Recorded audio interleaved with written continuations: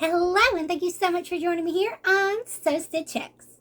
I'm joining me here on So Stitch Checks. I'm Academia, and today I'm going to be reviewing... Hello, and thank you so much for joining me here on So Stitch Checks. I'm Academia, and today I'm going to be doing a review of Book 3, Volume 3 of Mieruko-chan. I'm still probably saying it wrong, but it's really good. So this is about the girl who can see the spirits and such. I'm going to read the back for you, and then we're going to get into my little breakdown review. Hopefully it won't be as long as the others, because I know I like to prattle on for days and days. To see or not to see. Until Miko met Yuria, the pretend not to see ghosts plan seemed like the best course of action. But the new substitute teacher is that creepy guy from the park, the one haunted by a bunch of ghost cats. And that is when I learned that the cats that looked like scary dogs were actually scary cats. Really is a Junji Ito-esque obsession with cats. Like, it can't be a coincidence that Hana's life aura starts draining whenever he's in the room. Can Minka really leave her best friend to fend for herself against enemies she can't see? That'd be very unfriendly. So this one really turned the story on its head, to me at least, because in this issue we have the spooky substitute teacher, and he has these like scary cats that are following him around everywhere, as you can see here. And it actually ended up being kind of interesting because as it was going, I realized at first I didn't trust him, and like when we first met him in like book 1 or whatever, did not trust him because like, of course, why would you? They got all these creepy like cats following him around. Like, he clearly is a sick guy, or is he? So you start reading this, and there's just so many like red herrings, basically. It's like at some point I realized that we're looking forward to just more and more red herrings. Like page 44 was when it really hit me. I was like, you know what? He's too obvious. He can't be the bad guy. Because you have here, he's walking by a missing cat poster. He's got the energy by him. They're eating some gross stuff outside. There's no way. There's no way. It's too obvious. This book is not going to make it that obvious. Because if they are, I'd be severely disappointed. Like, you don't just say they're the killer and then show that they're the killer. You make them look like a killer and then you show how it's so obvious. Everyone already suspects them. Like, come on. Well, not everyone, but the people our main character. She ends up, like, confronting him and discovering that his mom was like super obsessive and controlling, and is like, why did you miss 2 points? You got a 98. I'm not mad at you. I just don't understand how you could make such mistakes. You should have been able to get a full score. I can't believe this. I'm sorry. That's not what you say. I asked you why you made those mistakes. Explain it. Hey, you ready yet? We're gonna be late for the birthday party. Oh my. Satoru-kun? This is the first I've heard of this. Whose birthday is this for? Ryuta-kun? And who is that? I'm not familiar with him. You've been hiding things from your mother? How despicable. I wasn't hiding anything. How cruel. I can't believe it. But please, Mother. I used my allowance to get him a present. I'll try harder next time. Very well. You may go. If you think it's all right to break your mother's promise... If you think it's all right to break your promises and hurt and betray your mother just like your father did, then go ahead. Enjoy yourself. Yeah, she was really fucked up. And he ended up getting a kitten, and basically she never wanted him to have, I guess she didn't want him to have joy, because she seemed to be like a controlling bitch. He ends up jumping out in front of a car trying to save the kitten because his mom's like bad energy basically was like killing all these cats. Okay, so that's a big surprise. like you got here. He's trying to save the kitty. And he's got it at home. And his mom is such a fucking bitch. I exterminated it for you. It will go out with the trash. You've been hiding things from me again. She just looks like she's screaming like fucking like Grudge-esque. Like I expect her to just be like, Rah! Like she just looks frightening. I don't like it. Rah! Gotta show the teeth like she did. She's got those creepy teeth. Look at those teeth. Look at those eyes. Those soulless fucking eyes. Yeah. So she's a bitch. He jumps out in front of a car for a stray cat that he wanted to keep, even though he's not allowed to have pets. So it all ends up working out, though, because she's like, bruh, I had no fucking clue. And then you see the mom. She's literally like a spider, like a psychotic spider bitch, which considering arachnids being a symbolism for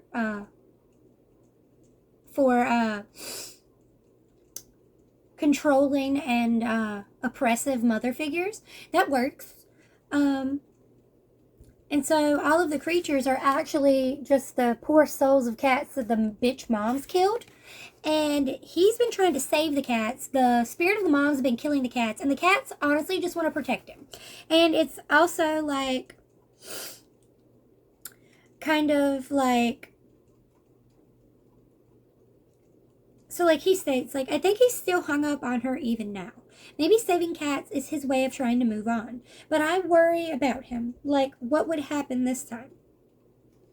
It's like the cats are kind of trying to save him, but also, like, it's also his guilt at having killed the cats.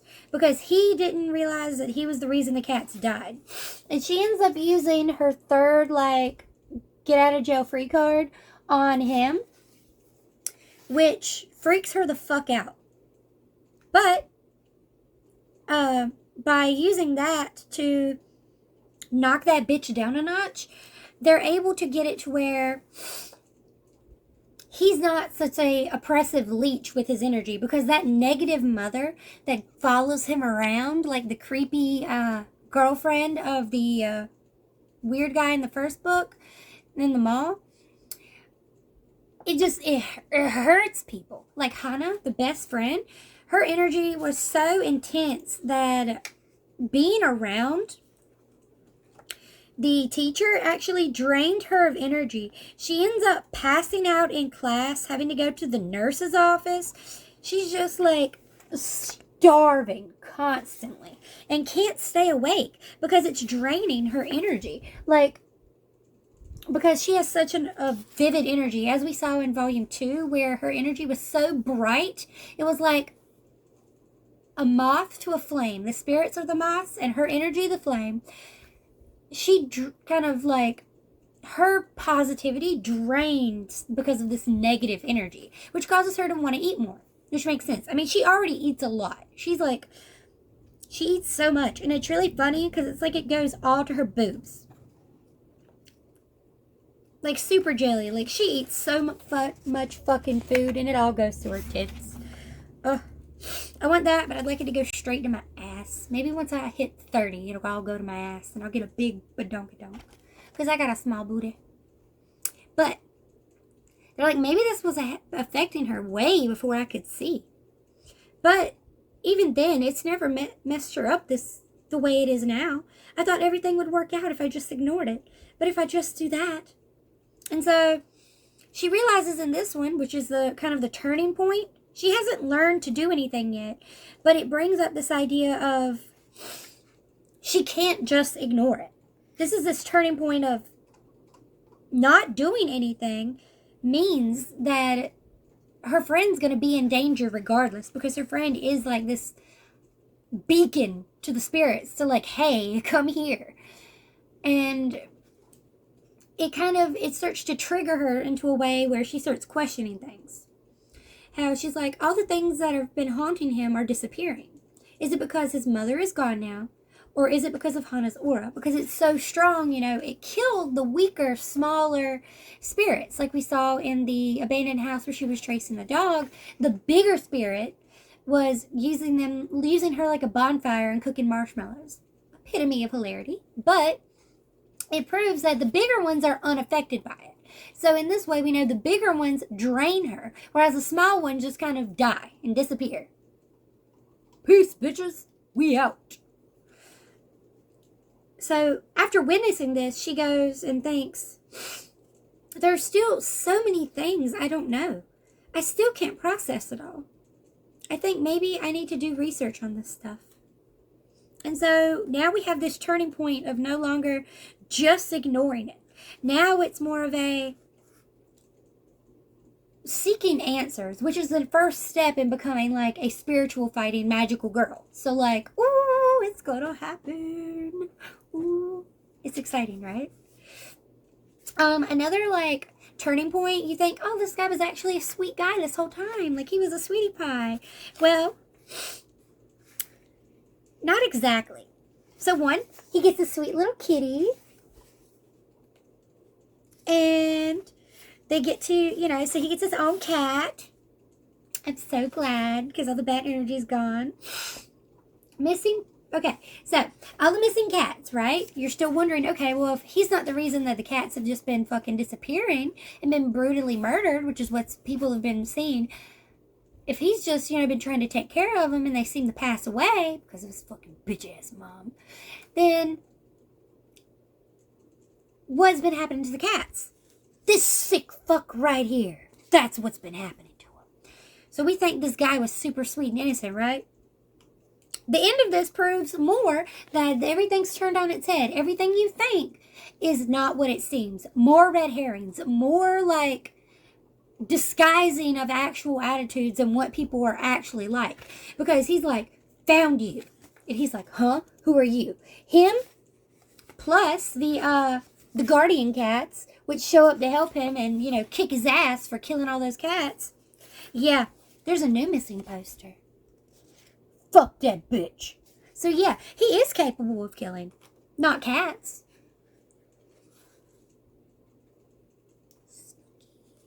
So it's like it really teaches you. Do you know who you think you know? Everything you knew got turned on its head. He also gets the fucking balls finally to tell his landlady, you don't need to do this anymore. I wanted to say something about it before. I can't stand eating food made by other people. I find the food disgusting and I can't get it down. Don't you worry about the hygiene aspect. There could be strange hairs in it after all. And other people's containers are the worst. They hold on to every single odor. Zenku? Even though I felt bad about it, I always threw it away. But that just ended up attracting the crows, and then they caused problems. I'm just fine with the sentiment instead. Also, I'm moving out. Huh? Farewell. So, this is freedom. And that's like the end of the chapter. He's like, I can't believe he'd say something like that. How did he catch on? I was so careful to make sure it wouldn't be noticeable. So, like, I don't know what he meant that it wouldn't be noticeable about the small hairs in the food or, like, what's actually in the food. I really don't know. So that part weirds me out because that's showing some more of, like, it is not all what it seems. Also, here's that fucking bitch. Spook. It kind of reminds me of No Face after he starts eating people, but like with more arms instead of just like blubber. But yeah, so like this one is just kind of a turn everything we knew on its head. Our character stops just thinking about how can she protect everyone by not doing anything and instead learning and educating herself to better protect those that she cares about. It also leads into turning like the landlady isn't what we thought because it's like what is happening there? So that's a good question. And the substitute teacher isn't what we thought, or is he? He is capable of great like evil, but he's not capable of the evil we thought because he just murdered some jackass who was killing cats and torturing them. So like fuck that guy, you know? And then you have this whole idea of like her being able to release her pent up anger, which was like the first thing to happen in this issue. She goes into a haunted house, right? is she's able to just scream.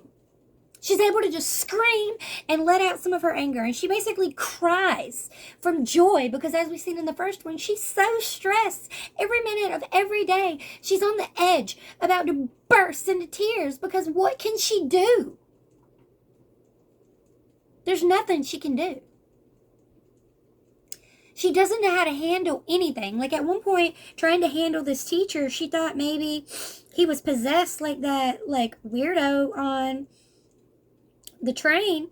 So she's thinking, maybe I could take him to that Reaper. Yeah, no, I'm not going to be able to talk to that Reaper. I'm not going to be able to get this guy on the bus. Like, that, no, not happening. She's not educated enough to figure these things out. But she's also under so much stress because she is just a teenage girl. This is not her wheelhouse of expertise. This is not what she's trained to do. So putting herself in this situation makes it harder. And it's not really her responsibility. She wants to take on the responsibility because she has these gifts, but she doesn't even know why she got them, which she does start to question in the last issue. And in this issue, she questions a little, when did I start seeing them? Why did I start seeing them? I do think that it's tied to the death of her father and maybe has something to do with that, but I'm not certain.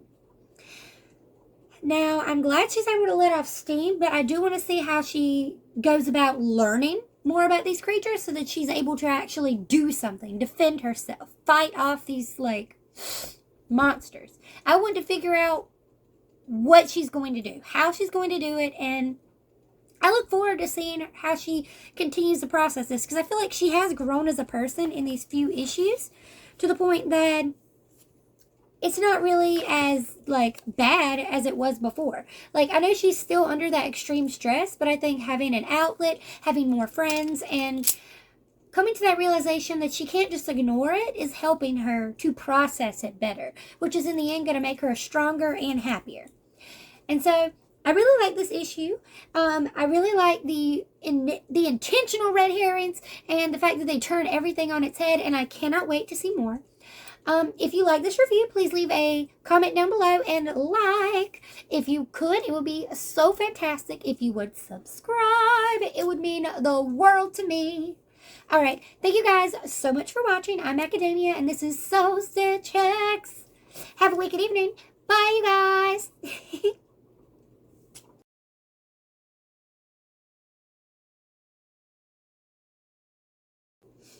Hello, and thank you so much for joining me here on So Stitch X. I'm Academia, and today I'm going to be reviewing...